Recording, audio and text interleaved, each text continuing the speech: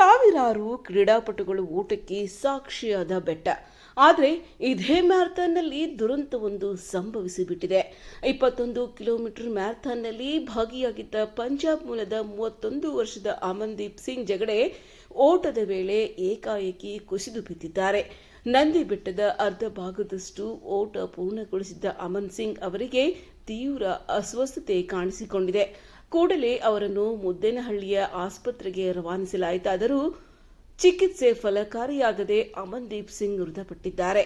ಹೃದಯಾಘಾತದಿಂದ ಮೃತಪಟ್ಟಿರುವ ಶಂಕೆ ವ್ಯಕ್ತವಾಗಿದ್ದು, ಸಾವಿನ ನಿಖರ ಕಾರಣ ಇನ್ನಷ್ಟೇ ಸ್ಪಷ್ಟವಾಗಬೇಕಿದೆ.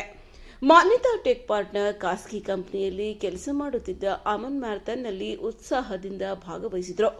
ಇನ್ನು ಅಮನ್ದೀಪ್ ಸಿಂಗ್ ತಮ್ಮ ಇನ್ಸ್ಟಾಗ್ರಾಂನಲ್ಲಿ ದೇವರು ನನ್ನ ಜೊತೆ ಇದ್ದಾನೆ ಎಂದು ಬರೆದುಕೊಂಡಿದ್ರು ಎಂಬ ಮಾಹಿತಿ ಕೂಡ ಲಭ್ಯವಾಗಿದೆ. ಸುಮಾರು 4,500 ಕ್ರೀಡಾಪಟುಗಳು ಭಾಗವಹಿಸಿದ್ದ ನಂದಿ ಹಿಲ್ಸ್ ಮಾನ್ಸೂನ್ ಮ್ಯಾರಥಾನ್ನಲ್ಲಿ ನಡೆದ ಈ ದುರಂತ ಕ್ರೀಡಾಪಟುಗಳ ಕುಟುಂಬ ಹಾಗೂ ಮ್ಯಾರಥಾನ್ನ ಆಯೋಜಕರಲ್ಲಿ ಆತಂಕ ಮತ್ತು ದುಃಖಕ್ಕೆ ಕಾರಣವಾಗಿದೆ.